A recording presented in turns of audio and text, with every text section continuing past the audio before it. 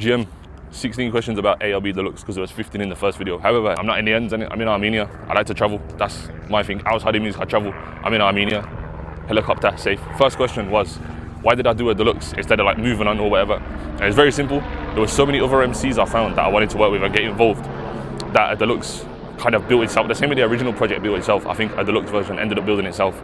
And even since making that, I found a bag of more MCs that it'd be cool to make a tune with and whatever, but with the time period I wanted to get it out and continue the conversation and build ALB to what is now an entity that's bigger than just the mixtape originally. That's kind of why, in terms of like time constraints. For me, it's like, done, get it out, and then iterate from there. So there won't be an ALB Deluxe, there won't. An ALB 2 is definitely possible with the amount of MCs in the city and then the other people I'm discovering what seems like every other week at this point. But that's kind of why, that's like timestamped as this. Move on to the next thing. What the next thing is, I don't know. But for now, ALB Deluxe is out. So question 2 is, how do I feel I've grown since the original ALB dropped back in November? I feel I've definitely grown musically and whatever. Definitely know what I want to do going forward and all of that good stuff. But I think with what ALB is becoming and kind of in the process of being, I think I've grown in terms of like through the debut event, Awful Lotta Birmingham. Obviously the Mandem went there and whatever, but in terms of turnout, it was like wall to wall, door to door was ram. And honestly, that was just me shouting about it on Instagram stories and tweeting and just letting people know I'm doing this. All you gotta do is turn up and whatever. And to see that many people from like different walks of life, like non-music, previous job friends, music man, people from out, I think there was some people from Nottingham there, some people from London there. So people fully came out like, and it was the one day where we had that little bit of sun for like a good 3 weeks. It was the one Friday that it just rained. So even then, and people still came out. So I think like a community leader or whatever you want to call it, like without a title in that role, I think I've grown into and will continue to do so in that sort of thing. So like I'm definitely planning the next event. There's definitely a lot more stuff to do this year at least anyway, to kind of continue talking about and telling the ALB story. Because like I said, it's my mixtape and I made the name, but it's not just me in it.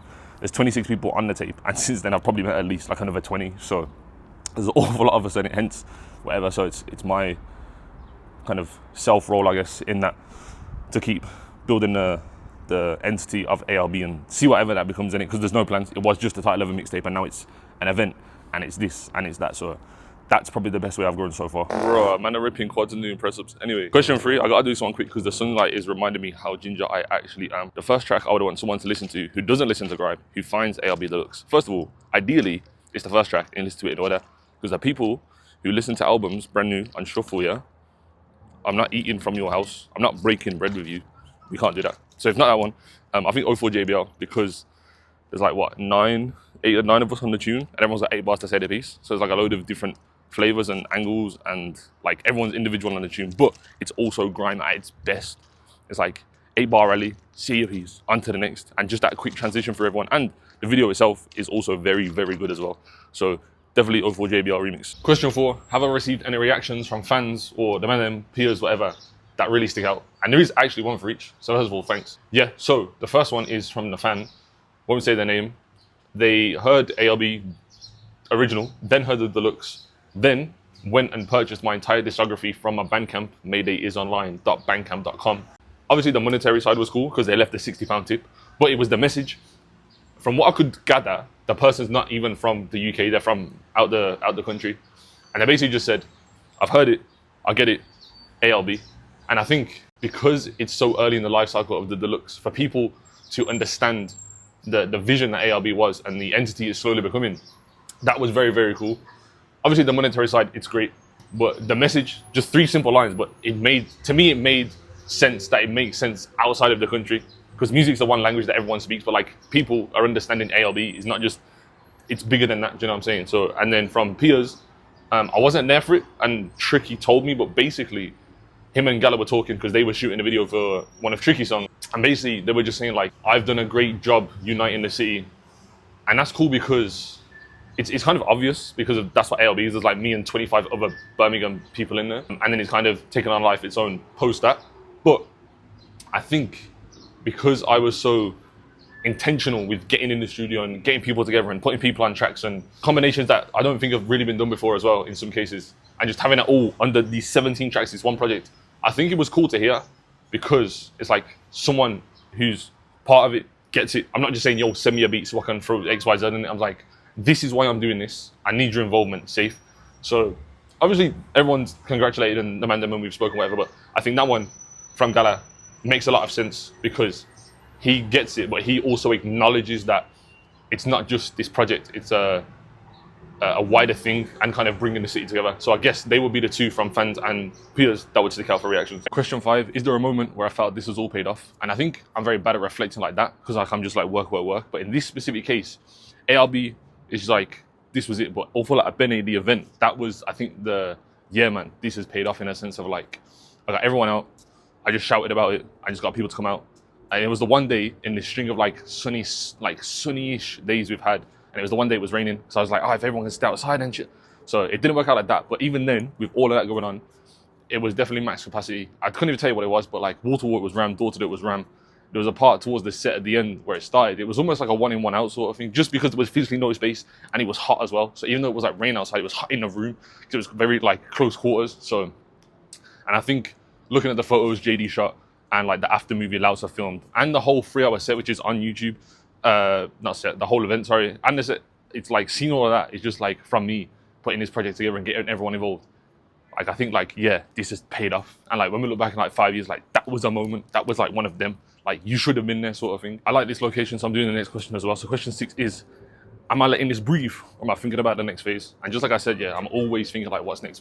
But in this specific case, I think ALB isn't a phase necessarily, like it's an era, or it will be in terms of the work that not just I'm doing, but everyone involved and all the separate things that they're doing. If I started listing accolades in the last few months for everyone involved, we'll be here for another at least 5 minutes. So I'm always thinking about next, and I've already kind of got an idea of what's next. But I said to Medley specifically, like there's another, by the time this is out, there's still another 3 to 4 massive pillars of like documentation and tangible things, shall we say, that I want to accomplish, which all falls under this umbrella. So yes, I'm thinking about the next phase, but this is far from done. There's still like, as I said, there's an awful lot of work done, but there's an awful lot of work to do. Hey, question 7, yeah? I don't know how well you can hear me. Obviously, yeah. Big mountain in the background. I'm about to board a plane. Anyway, yeah. Question 7.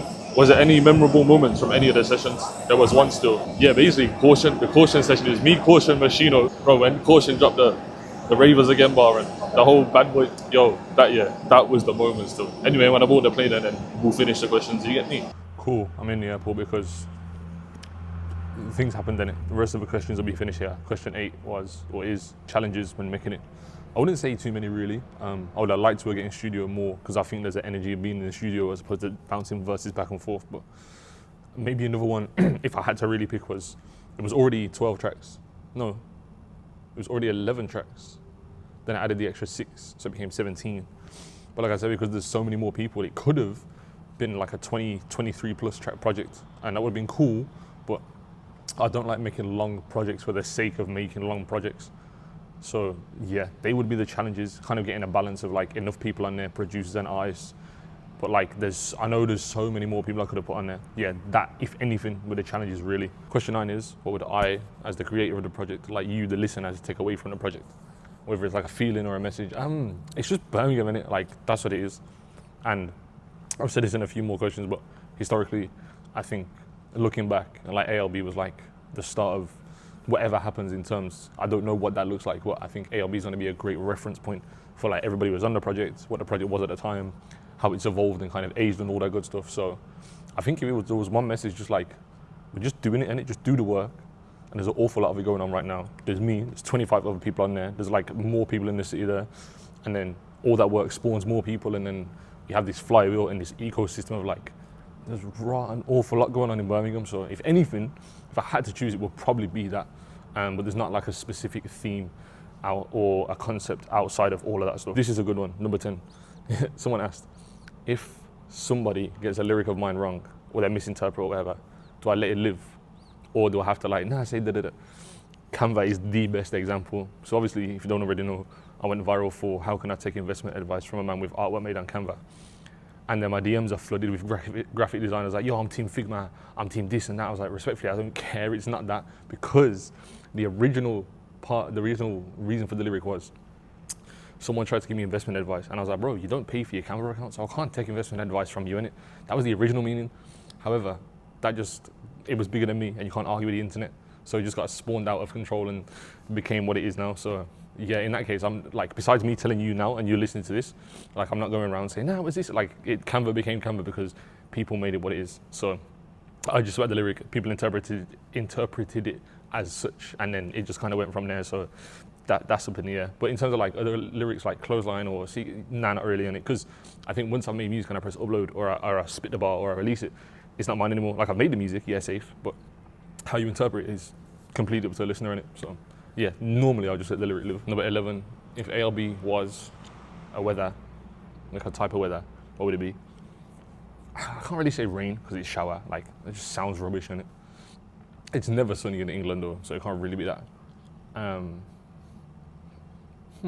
don't necessarily know, to be fair. I don't think there's an actual answer for this one because, as you know, being British, you can get like snow, wind, rain and sun in a 6-hour period, so it's kind of up in the air.